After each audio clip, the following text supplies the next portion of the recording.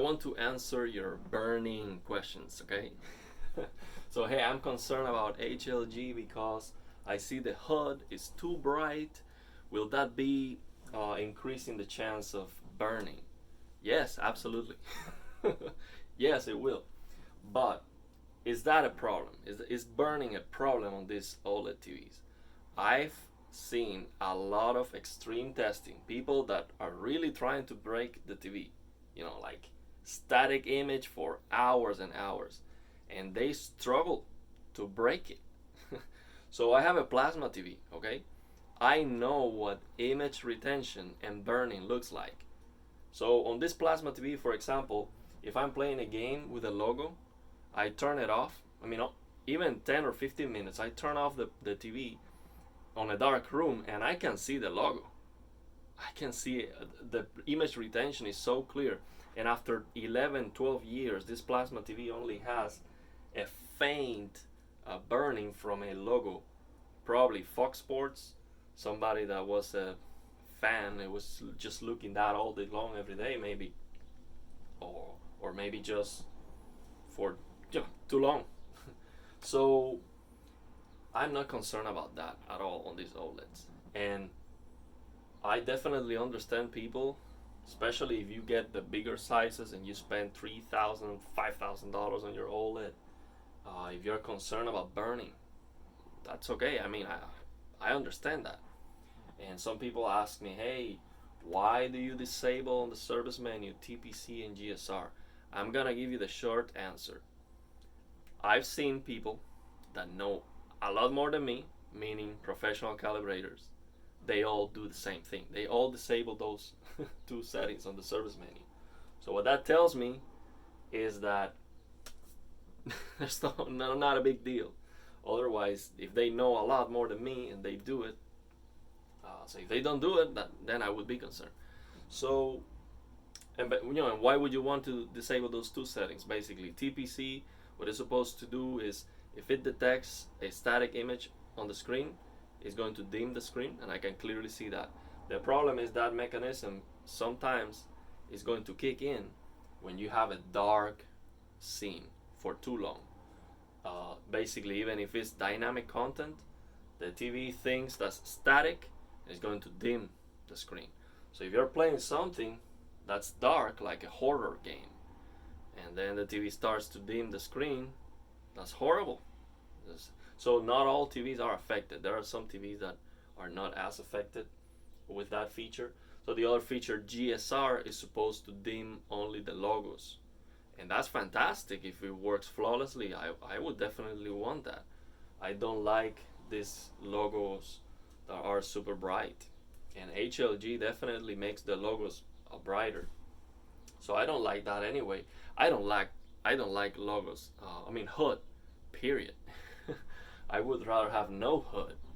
I would rather have a game like Elden Ring, super interesting, that I know the entire world. I don't need a map. I know everything by experience. I know how to get there. That's awesome. Or Breath of the Wild. That's incredible. That's what I want. And I want that without even needing to see the health bar or anything. Just show me that on a different way, you know. So I think it's also a creator's situation. But if you play a multiplayer, let's say Fortnite, I know people, they only play this multiplayer and that's it. You play Call of Duty, that's all you play all day long, every day. So if that's you, what I would do is, if you have a setting to reduce the size of the logo, you can, for example, on Fortnite, you can reduce the size of the logo. So you can play with the logo like this week, next week, with the logo a little bit bigger, or maybe change the position of the logo. So you can do that once a week, for example, if you're really concerned about burning. And that's going to mitigate burning a lot, for sure.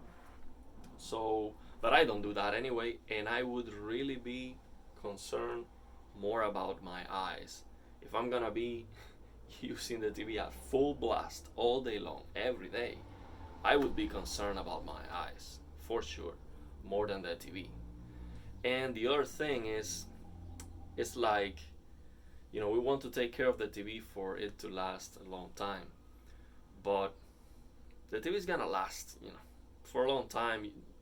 More than 10 years is too much to ask for electronics nowadays, and you're probably gonna buy something else, 10 years probably, most likely, or you're maybe going to move somewhere else. You're gonna have to sell the TV anyway. So yes, I want to use the TV to its full potential, and it doesn't make a lot of sense to have to uh, disable all those systems that the manufacturer is putting in place, because they are concerned about burning. So it doesn't give you a lot of confidence, like, why should I have to turn off all those protection mechanisms? Why are those protection mechanisms there on the first place? Is that they are not confident on their product? Yes, that's what it is. They are not confident. That's why you see, for example, that Samsung S95B out of the box was like 1500 nits, and then they release a firmware update to lower that a lot. So what that tells me is that maybe they are not very confident, because it's the first, like the first product they released with that new technology. So that is concerning. But if I have an application like the color control app for that Samsung, and I purchase that TV, I'm rolling back the firmware. You bet. I'm rolling back the firmware, and I'm getting those 1500 nits for sure. So would that be concerning?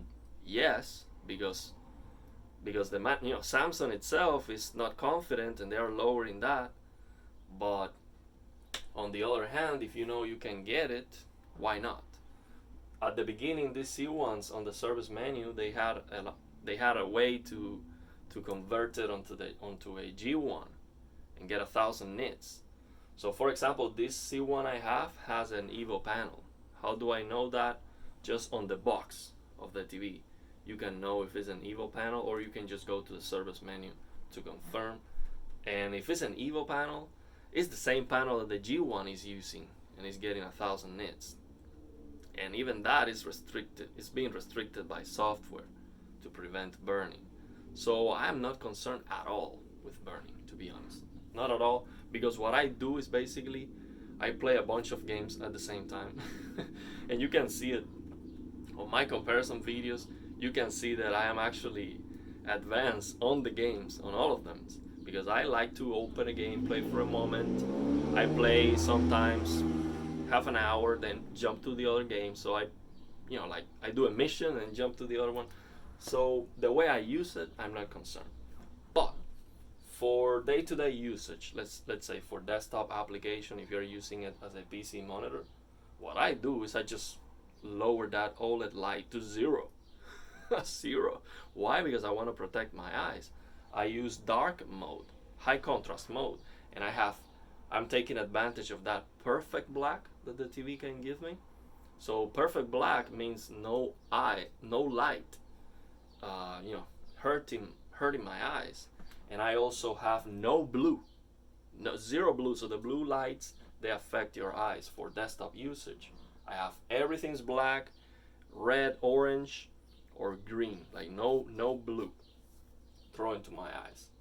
So, no, sorry, I think green has blue. No, I'm not sure though. Don't remember well how I set up my high contrast, but I showed that on a video. So I just make sure when I'm setting up the colors, you have the green, red, and blue. I make sure that any tone of color I use, it has 0 blue, basically. So yeah, that's what I do, and that's what I would recommend. And if you're gonna watch something like a cartoon, like I like to watch South Park, for example, I don't care about HDR or anything like that. I'm just going to lower that OLED light to 0 to save my eyes. So I am more concerned about my eyes burning than the TV. So yeah, that's my take again, and I said that on my video about the service menu. I am not the kind of person that you should be listening when it comes to making changes on the service menu. I'm not an expert, so I'm always careful in telling you, hey, this is my opinion, this is what I think, and I'm going to share why I think in that way. so that may help you some way to make a decision. But you should not believe me when I tell you, when I talk about, burning, or when I talk about making changes on service menu, because I am not an expert. I don't know what I'm doing. I do my research the same you do, and I arrive to my conclusions. So those are my conclusions. The other thing that I know about burning is that using black frame insertion can reduce the risk of burning. And actually, I use black frame insertion all the time. So, given the same brightness on the image, if you compare burning risk with black frame insertion versus no black frame insertion, it's going to be better with black frame insertion. Why? Because it's turning off the pixel. So when you turn off the pixel, then it basically tires the pixel less. So the burning and image retention happens because the pixel is like all the time, and it gets tired of displaying the same color, basically. So yeah, black frame insertion helps. Of course, it's better just to lower that OLED light to 33%, and just use SDR and BT1886 and have all the protection mechanisms on. If you want to use the TV like that, go ahead. It's your TV. You paid for it. You have the right to do whatever you want with it.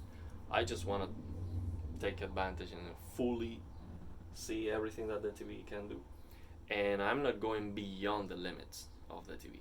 Like, for example, there's a setting on the service menu that can give you a higher brightness on SDR that is pushing the limits of the TV a little bit. So I don't do that. I don't change that setting on the service menu. That would also lower the brightness on HDR, so it's not a good option anyway. So that's it. And by the way, somebody asked me, hey, I have a Samsung. Well, I'll do another video about that. the S95B doesn't have HLG, and yes, it does. So I'm going to do some research and see if I can find how to force that. I know a lot of OLED TVs like Panasonic's, and they come with HLG on the regular menu. You can just turn it on.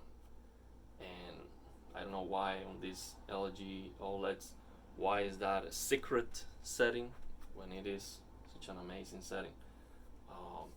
But I'll do another video about it.